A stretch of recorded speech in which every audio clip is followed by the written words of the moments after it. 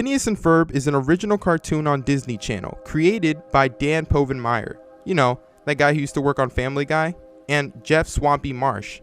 What isn't known about the series is that both creators widely hate Disney monopolizing it, and the show's original concept goes way beyond just a normal children's cartoon. Once an episode about Dr. Heinz Doofenshmirtz's real intentions was being produced secretly by a good part of the staff who ran the risk of being fired without thinking twice. Even some of the original voice actors were involved. The episode was eventually leaked by someone who wanted to stay anonymous. He uploaded it on a little trendy cartoon form. That day, my computer was making a weird noise. It was really annoying. It sounded like it was a whisk. My brother insisted I examine it, or the CPU was going to literally blow up. Anyways, I was browsing this online forum when I discovered a post about an unreleased episode of Phineas and Ferb. Curious, I clicked on a download link included by the poster. I had some time to download it before going to visit my grandma's house. We got back at around 1 a.m. As soon as I got home, I started the episode, and as expected, my computer kept making that hideous noise. The episode was called The Horrible Death of Phineas, and according to the summary, this was an alternate episode to the one where they're finally caught and sent to Camp Smile Away.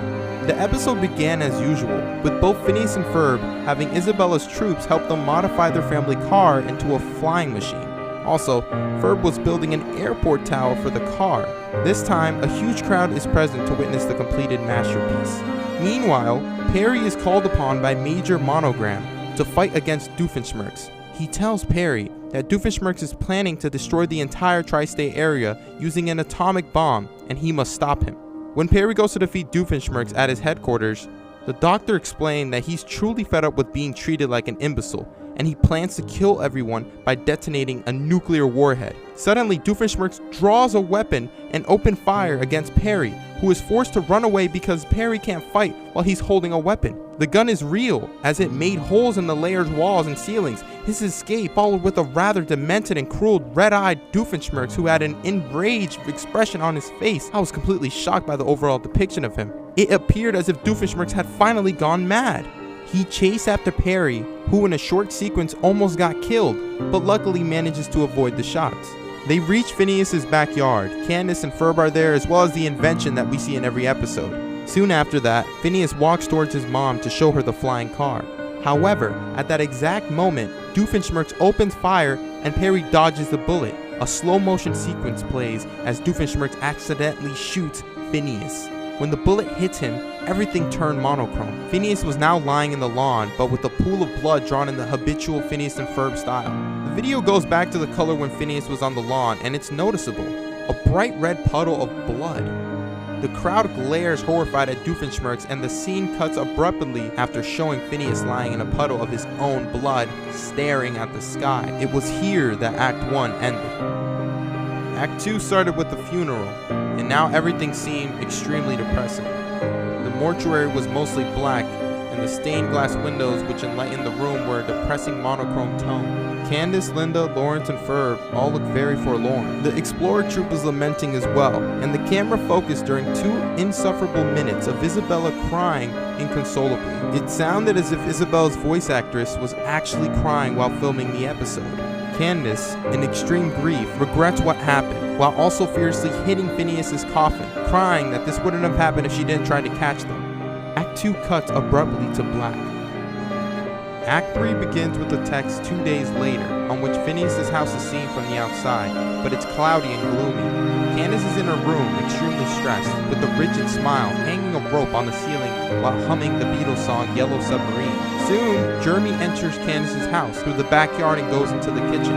After offering his condolences to Linda, he asks for Candace. Linda happily tells him that she's upstairs, but when Jimmy enters her room, he sees with horror that Candace hung herself and died just a few minutes ago. Jeremy takes down the corpse and passionately kisses it. However, when Linda enters to see if everything is alright, she sees Candace and screams, "Jeremy, how could you?" thinking that Jeremy choked her to death. After that, it cuts to a scene where both Phineas's parents, Ferb, Isabella, Baljeet, Buford, Doofenshmirtz's ex-wife Charlene, Vanessa, Major Monogram, Carl, and Perry are inside a state prison with Doofenshmirtz strapped to an electric chair. All of them have twisted in 6 smiles with the purest and unhealthiest sadistic joy. He begs for mercy, but Major Monogram simply orders to proceed with the execution. Perry, smiling in a sick and morbid way, switches on the chair. Right before his death, a sequence of real photos appeared on the screen. They depicted a man wearing a lab coat and a little girl playing in a park. Although the actors didn't resemble Doofenshmirtz or his daughter Vanessa, they clearly represented them. After that, the last thing he sees was Vanessa kissing passionately with her mother. It was so incestuous, lesbic, that I puked on my keyboard. Doofenshmirtz finally dies in a brutal way. He was electrocuted in a slow lethal voltage to lengthen his suffering. In the end, Ferb simply states, "Irony is cruel, but not as much as hell." The episode ended with Doofenshmirtz's lifeless body being thrown on a pile of decaying corpses, among which Jeremy is still fresh, and Jeremy grabbed a gun and shot himself. I was so shocked I couldn't even imagine such a nightmare. And then the damn computer burst into flames because that noise. It was that damn fan that wasn't working. Luckily, I had a fire extinguisher handy. The next morning, I looked again for the episode. Google showed, among other undesired results, the same form. However, the user was banned, and the file possibly no longer existed.